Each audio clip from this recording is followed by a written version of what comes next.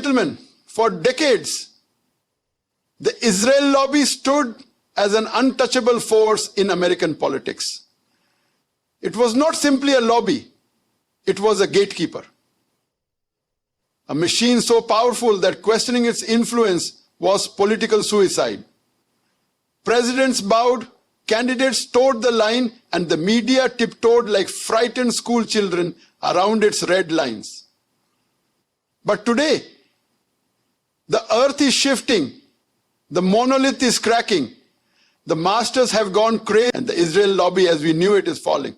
Now let's be clear, this isn't the result of some orchestrated takedown. It's the natural consequence of truth catching up with power. The world has changed. People are paying attention. And what they're seeing, what they're finally allowed to say out loud, is that blind allegiance, mean legitimacy. Gone are the days when American politicians were terrified of being labeled anti-Israel for merely suggesting that maybe, just maybe, bombing refugee camps might not be the best route to peace. Today, voices once confined to back rooms and whispers are taking center stage. And they're not fringe radicals. They're congressional representatives, war veterans, Jewish Americans, academics, students, and global citizens demanding accountability. And here's the kicker. The collapse isn't coming from outside Washington. It's coming from inside. From the very halls where obedience to Israel's lobby used to be ironclad. Look at the generational shift. Look at the data. Young voters, particularly among Democrats, no longer buy into the narrative that Israel is a flawless democracy besieged by savages. They see complexity. They see occupation. They see disproportionality. And above all, they see human suffering. This isn't a partisan rebellion. It's a moral reawakening. And so the question now is not whether the old lobby is losing power. It is. The real question is what replaces it. We are witnessing the rise of a new coalition, one not built on fear but on principle. A movement that doesn't ask you to pick sides between Israel and Palestine, but instead demands that both peoples are treated with dignity.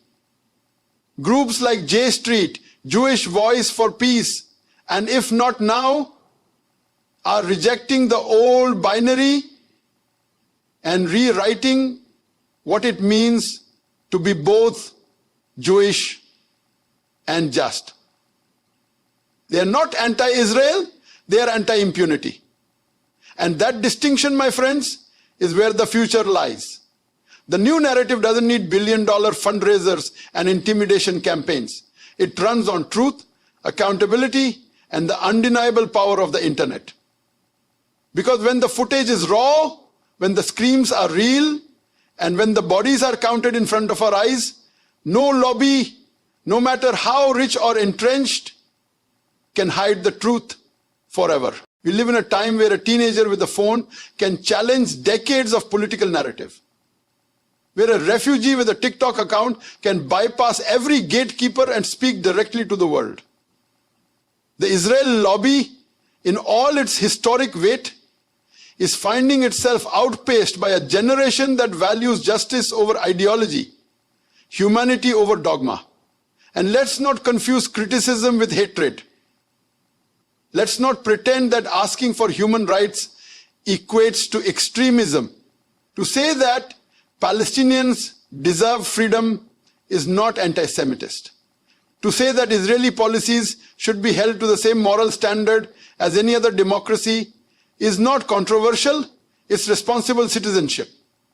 The fall of the Israel lobby is not a loss for Jews or Israelis or Americans. It is a victory for honesty, for integrity, for a world in which power must answer to conscience. So yes, the old system is falling, but from its collapse rises something braver, bolder, and far more necessary. A new movement that refuses to let suffering be normalized, that rejects fear as policy, and that demands that justice not lobbying, be the true compass of our foreign policy. And to that I say, it's about bloody time. The decline of AIPAC's influence in American foreign policy circles is one of the most revealing and pivotal shifts in the modern US-Israel relationship. Their long lived for decades, AIPAC, the American Islam Public Affairs Committee, stood at the epicenter of Washington's foreign policy machinery, dictating how lawmakers talked about Israel, how funding bills were shaped, and how dissent was either silenced or marginalized. It operated not just as a lobbying organization, but as a political litmus test, supporting Israel in the most unconditional and uncritical terms was the expected norm. And any deviation from that path was met with fierce resistance. Political funding was pulled, primary challengers were propped up, and reputations were dragged through the mud. That was the old playbook, and for a long time it worked. But in recent years, that dominance has begun to crumble, and the reasons are as complex as they are inevitable. AIPAC's strength was built on a bipartisan foundation. It skillfully positioned itself as above politics, courting Republicans and Democrats alike, ensuring that no matter who controlled Congress or the White House, Israel would always have unwavering American support. That formula worked well during the Cold War and even into the early 2000s. But America has changed, and with it, so has the political climate. The rise of a new, more progressive wave within the Democratic Party has introduced lawmakers who are unafraid to challenge the status quo on Israel, and who refuse to accept the binary framing that once dominated the discourse. Figures like Alexandria Ocasio-Cortez, Ilhan Omar, Rashida Tlaib, and Cory Bush have broken the decades-long taboo of openly criticizing Israeli policy, while standing firm against accusations of anti-Semitism that previously would have shut down any such debate. Even beyond the halls of Congress, public opinion has shifted dramatically. Poll after poll shows that young Americans, especially those under 35, view the Israeli-Palestinian conflict with far more nuance than previous generations. A growing number are willing to question whether US foreign aid should be conditional on human rights compliance. These voters are not anti-Israel. Many are simply pro-accountability. And that shift terrifies the traditional lobbying apparatus because it reveals a fundamental truth. The iron grip AIPAC once had on the American narrative about Israel is weakening, not just in policy circles, but in the hearts and minds of the American people. APH's response to this challenge has been to double down on its old tactics. It's injected tens of millions of dollars into Democratic and Republican primaries to unseat critics of Israeli policy, trying to maintain its influence the only way it knows how, through financial pressure and political threats. But even that is starting to backfire. In several recent races, progressive candidates backed by grassroots support and small donations have either withstood these attacks or have been emboldened by them. The public is beginning to notice when outside money floods a local race simply because a candidate dared to suggest that human rights should matter in foreign aid decisions. What once happened quietly and effectively is now happening in the open. And that transparency is eroding the fear AIPAC once inspired. Another major factor in this decline is the changing role of the media and public information. In the past, AIPAC operated in a media environment it could navigate and influence. Mainstream outlets largely followed official lines and reported conflicts in Israel-Palestine through the lens of US strategic interests. But in the age of social media, independent journalism, and live-streamed reality from war zones, the power to control the narrative is no longer centralized. Americans now witness real-time footage of airstrikes, civilian casualties, and desperate humanitarian crises, often accompanied by the voices of those experiencing it firsthand. This creates emotional and moral clarity that lobbying slogans and press releases cannot dilute. As more people gain access to unfiltered information, their willingness to blindly accept the narratives promoted by powerful lobbies like AIPAC diminishes. There is also a geopolitical fatigue factor at play.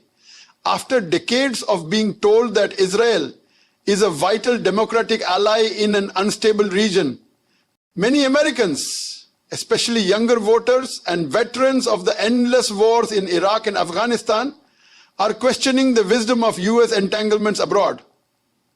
The idea that billions of taxpayer dollars should continue to flow to a nation that engages in repeated military actions against civilian populations without debate or consequence is no longer an unquestioned assumption. This skepticism is growing, and it directly undermines the foundation on which AIPAC built its influence. The final blow to AIPAC's traditional model of control may be coming from within the American Jewish community itself. Increasingly, American Jews, particularly younger ones, are distancing themselves from the hardline policies of the Israeli government. They are forming new organizations, speaking out against the occupation, and calling for a more balanced and ethical approach to US-Israel relations. This internal shift deprives AIPAC of one of its most powerful shields, the ability to equate its positions with the views of all Jewish Americans. That assumption is now being openly challenged, and it further fragments the base of support that once kept the lobby untouchable. So while AIPAC still commands significant resources and retains influence in many corners of Washington, its era of unquestioned dominance is clearly drawing to a close. The machinery still moves, the money still flows, but the fear is gone. And without that fear, without that grip on the narrative, the foundations begin to shake. The fall of AIPAC may not come with a bang or a collapse, but it is happening all the same. One conversation, one candidate, and one generation at a time. The transformation of American public opinion regarding the Israel-Palestine conflict is one of the most significant undercurrents shaping US foreign policy today, especially in the context of the Iran-Israel tensions. For decades, the dominant narrative in the United States was largely one-sided.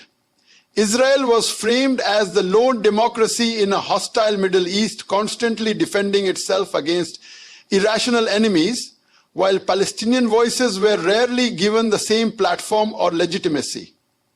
This framing was deeply embedded in political discourse, education, media, and Hollywood portrayals. It became almost a cultural default to support Israel without questioning the broader dynamics of occupation, blockade, or regional power asymmetries. But that narrative is unraveling in real time, especially among younger Americans, progressives, and communities of color, who are increasingly seeing the conflict through a human rights lens rather than a purely geopolitical or religious one. What's fueling this change isn't just ideology, it's information. The digital age has flattened the old hierarchy of media gatekeepers. Platforms like Twitter, Instagram, TikTok, and YouTube have allowed first-hand footage from Gaza, the West Bank, and elsewhere to bypass traditional filters and reach millions in seconds. Images of bombed-out buildings, injured children, and funerals have seared themselves into the public conscience in ways that polished press briefings and sanitized headlines never could. Some of us people are no longer relying solely on New York Times articles or cable news segments to form their opinions. They are watching history unfold live, often through the smartphones of those living it. This democratization of media has made it impossible to maintain the old black and white storylines. More Americans now understand that Israel is not a powerless state defending itself against endless terror. It is a regional military superpower with nuclear weapons, US backing, and full control over millions of Palestinian lives. This growing awareness is most profound among younger demographics. Christianity, polling from reputable sources like Pew Research and Gallup, shows that Americans under 35 are significantly more sympathetic to the Palestinian cause than previous generations. A particularly notable shift has occurred among Democratic voters, especially progressive ones. Once the party of near universal support for Israel, Democrats now host a growing internal divide. Younger voters, Black and Latino communities, and progressive activists increasingly question why the United States continues to provide billions in aid to a government accused of apartheid, systemic oppression, and human rights violations. These aren't fringe positions anymore. They are becoming mainstream. The language of human rights, equality, and justice, once seen as too politically risky to apply to Israel, is now being used confidently by elected officials, college students, and thought leaders alike. Even Jewish American communities, long considered a dependable base of support for Israel, are experiencing a generational shift. While older generations may still view Israel as a sacred refuge and a historical necessity, many younger Jewish Americans are openly critical of its policies. They are joining organizations like If Not Now and Jewish Voice for Peace, which demand an end to the occupation and question whether blind support for the Israeli government truly reflects Jewish values. These internal shifts are important because they challenge the notion that criticism of Israel is inherently anti-Semitic, a false binary that has long protected the Israeli state from scrutiny. The growing chorus of Jewish voices speaking out against Israeli policy is helping to create political space for others to do the same without fear of being silenced. All of this has created a ripple effect in American politics. Lawmakers who once would have never dared question Israel now feel emboldened to speak out. Representatives like Alexandria Ocasio-Cortez, Rashida Tlaib, and Coli Bush have introduced legislation and made public statements challenging US military aid to Israel, demanding accountability, and centering Palestinian lives in the conversation. These moments would have been unthinkable in Washington a decade ago. They are now part of the new political reality, driven by a shift in voter sentiment. When American citizens begin to care more about justice than geopolitics, politicians have no choice but to follow. The Iran-Israel conflict magnifies these dynamics. As tensions escalate, and if the US is seen to uncritically support Israel while ignoring regional complexities, it risks further alienating large swaths of the population who are no longer buying the old talking points. Americans are increasingly asking, why should taxpayer dollars go to support wars and occupations overseas while healthcare, education, and infrastructure needs go unmet at home? The moral, economic,